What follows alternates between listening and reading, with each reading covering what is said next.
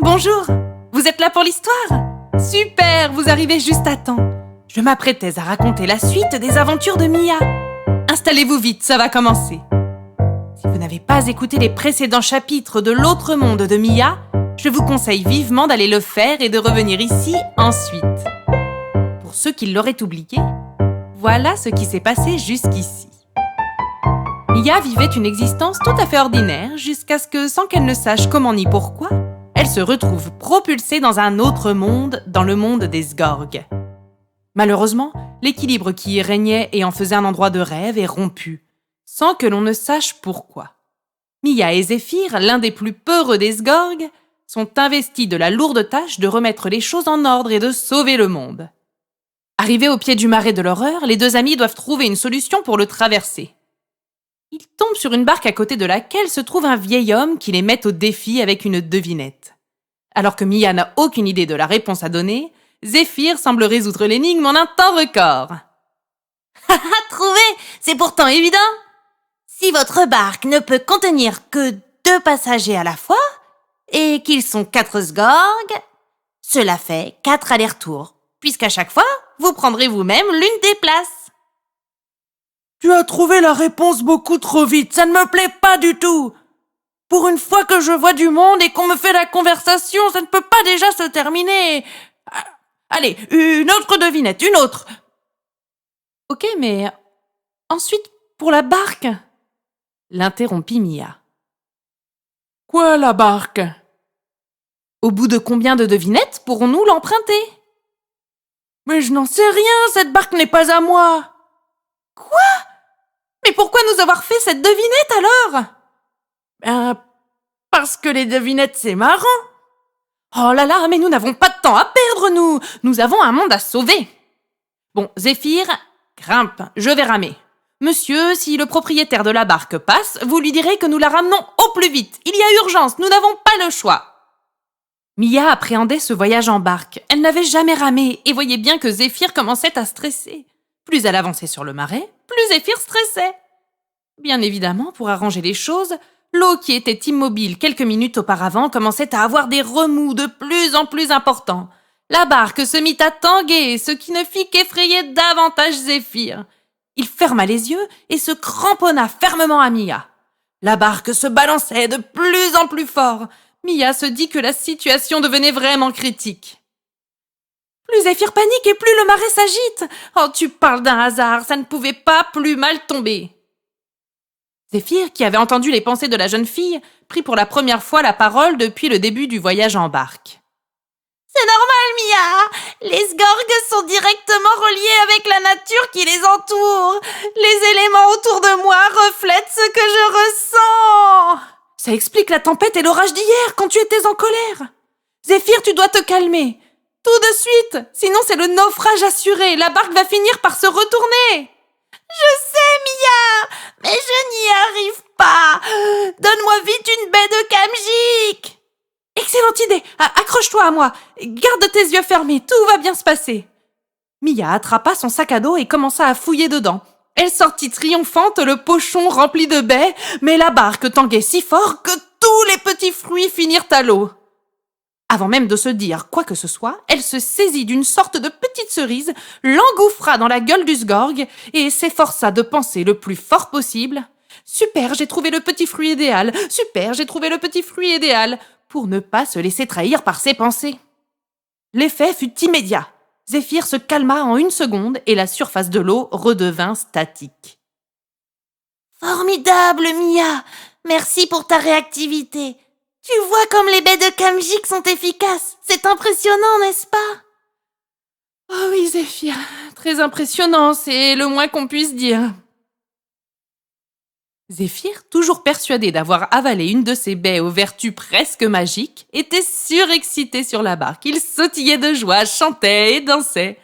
La bonne humeur était vraiment de mise et la fin de la traversée du marais, outre l'odeur pestilentielle qui s'en dégageait, se fit avec une incroyable facilité compte tenu de l'épisode de panique que les deux amis venaient de vivre. Une fois de l'autre côté de la rive, il leur fallait attaquer la partie la plus physique de leur périple. L'ascension de la grande montagne grise. Elle s'élevait si haut que Mia ne pouvait en voir le sommet. Cela lui donna le vertige. Ne t'inquiète pas, Mia, tout va bien se passer. Et si jamais tu as un petit coup de mou, tu prendras de la Kamjik toi aussi. Tu verras, c'est d'une efficacité redoutable. Youhou! Ah oui, Zéphyr. Au besoin, je prendrai le même petit fruit, moi aussi. Ouf! Une fois de plus, Mia réussit à parler de sa ruse sans mentir, et donc sans se faire trahir par ses pensées que le petit Sgorg pouvait entendre.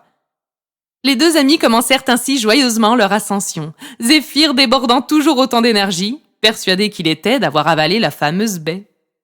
Compte tenu de leur vitesse de marche, Zéphyr avait calculé que pour atteindre le haut de la montagne grise, il leur faudrait 3 jours entiers, s'ils avançaient sans s'arrêter, hormis pour faire 4 pauses par jour de 12 minutes maximum, pour manger et ou faire leurs besoins. Il leur faudrait commencer à marcher à 6 heures du matin et s'arrêter à 23 heures. Certains passages, plus périlleux que d'autres, nécessiteraient l'équipement d'escalade, et il y aurait sans doute quelques ruisseaux à traverser. Et voilà, ça n'est pas plus compliqué que cela. Oui, c'est une façon de voir les choses, Zéphyr, en effet. Et arrivé tout en haut, nous entrerons dans la grotte et ce sera tout? Oui, ce sera tout. D'après la Grande Sgorg, la prophétie raconte que la solution pour rétablir l'équilibre se trouvera au fond de la grotte. Mais la grotte n'a pas de gardien? Ah si, mais ça n'est qu'un Merling. Ah, l'équivalent d'un chien dans mon monde, tu veux dire? Oui, c'est ça. Et comme tu m'as dit que tu savais communiquer avec le tien et que tu joues avec, je me suis dit que ça ne devrait pas être très compliqué pour toi. En effet, Zéphyr, ça ne me paraît pas très difficile. C'est sûr que pour les Sgorg, un Merling, ça doit être très impressionnant. Mais bon, moi j'ai l'habitude, ne t'en fais pas. Je vais amadouer ce toutou en 2 temps 3 mouvements. Et c'est en bavardant joyeusement ainsi que les deux amis continuèrent de grimper encore et toujours le long de l'immense montagne. Zéphyr était méconnaissable tant la baie, enfin, l'impression d'avoir mangé une baie de Kamjik, lui avait redonné confiance. L'ascension était longue, périlleuse et extrêmement fatigante. Mais sans jamais se décourager, la jeune fille et le Sgorg finirent par enfin atteindre le sommet de la montagne grise et avec elle l'entrée de la grotte. Ils s'approchèrent lentement afin d'observer où se trouvait le Merling. Rien. Un peu déconcertés, ils pénétrèrent dans la grotte, prirent un instant pour allumer les torches que la grande Sgorg avait glissées dans leur baluchon et s'approchèrent, le cœur battant, du fond de la roche. L'émotion était palpable et pour la première fois depuis longtemps, nos 2 petits bavards ne prononcèrent plus un mot. Seules les gouttes tombant des stalactites venaient rompre ce silence dans un plic-ploc cristallin, presque musical. Arrivée tout à fait au fond de l'immense grotte, Mia remarqua des dessins sur la roche, une sorte de croquis explicatif. « Regarde, Zéphyr, apparemment un message va apparaître si l'un de nous se tient précisément sur ce point, et que l'autre éclaire la pièce avec une torche depuis cet endroit. Il faut tenir la flamme bien haute, je vais m'en charger. Toi, pendant que j'éclairerai la paroi, tu dois lire ce qui sera écrit. » Oh là là, Mia, je n'en reviens pas, nous avons réussi. Nous allons apporter la réponse à mon peuple et nous allons sauver mon monde. Comment te remercier? La prophétie avait dit vrai, tu es notre héroïne. Zéphyr, concentre-toi. Tu me remercieras quand nous serons de retour, sains et saufs, dans ton village et que tout sera revenu dans l'ordre, d'accord? Tu es prêt? J'éclaire. Lis ce qui est écrit. Vite, je dois me tenir sur la pointe des pieds et les bras tendus. Je ne vais pas tenir très longtemps. Mia, je ne vois rien du tout. Il n'y a pas de mots. Approche-toi plus près encore. Allez, Zéphyr, il doit bien y avoir une petite inscription, un dessin, quelque chose. Sois bien attentif. Non, Mia, il n'y a rien. Rien. J'ai beau me rapprocher, je ne vois que mon bête visage qui se reflète sur la paroi humide. Quelle stupide Sgorg! Je le savais que je serais incapable de t'accompagner sur cette mission. Quelle honte! Je ne pourrai jamais retourner au village et leur dire que j'ai échoué. Soudain, les plaintes du petit Sgorg furent interrompues par un grognement terrible. C'était quoi ça, Zéphyr? Ce doit être le Merling. Va t'en occuper, s'il te plaît. Moi, je vais pleurer bêtement dans mon coin, puisqu'apparemment, c'est la seule chose que je suis capable de faire. Mais Zéphyr, tu m'avais dit qu'un Merling était l'équivalent d'un chien dans mon monde. Eh bien, c'est le cas, non? 4 pattes, une queue qu'il remue quand il est content, 2 oreilles qui se dressent quand il entend quelque chose. C'est bien la description de ton chien, non? Oui, Zéphyr.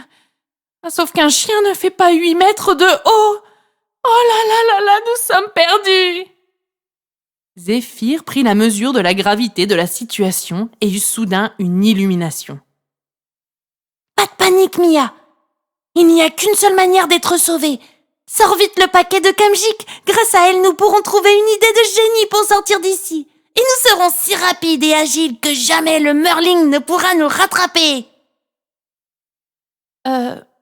Zéphyr, je dois t'avouer quelque chose à propos des baies de Kamjik. Mia n'eut pas besoin d'en dire plus. Le petit Sgorg entendit ses pensées, comprit la supercherie à propos des petits fruits et tomba aussitôt dans les pommes. La jeune fille se dit que la situation ne pourrait pas être pire. Comment allait-elle bien pouvoir les sortir de cette grotte? Sans compter qu'il n'avait même pas trouvé la réponse pour rétablir l'équilibre du monde sgorgien. Mia se mit à regretter ce voyage. Elle pensa à sa maison, à ses amis, à sa famille. Oh, ils me manquent tous tellement. Je serais prête à tout pour les revoir, pour tous les serrer fort dans mes bras. Et Tim, oh mon brave chien, à la taille tout à fait normale. Toi aussi tu me manques, si seulement je pouvais. Mais oui, bien sûr j'ai la solution. Zéphyr, réveille-toi vite, Zéphyr! Et voilà, le 4e chapitre de l'autre monde de Mia est terminé. J'espère qu'il vous aura plu. Auquel cas, n'hésitez pas à lui mettre 5 étoiles sur iTunes, à nous laisser un commentaire et surtout à partager ce podcast autour de vous. Ça ne vous coûte rien et ça nous apporte un grand soutien. Nous sommes également présents sur Internet, YouTube et les réseaux sociaux. Il vous suffit de chercher l'Atelier de Marcel et vous nous trouverez. N'hésitez pas à nous y rejoindre, nous vous réservons de chouettes surprises. À ce propos les enfants, j'ai une mission pour vous. Filez vite sur notre page Facebook ou notre site WordPress, l'Atelier de Marcel, pour découvrir cela. Je vous donne rendez-vous la semaine prochaine, mercredi à 14h, pour une toute nouvelle aventure. Et dans 15 jours, pour découvrir le dernier chapitre de l'autre monde de Mia. D'ici là, portez-vous bien. Bien à vous, votre Marcel.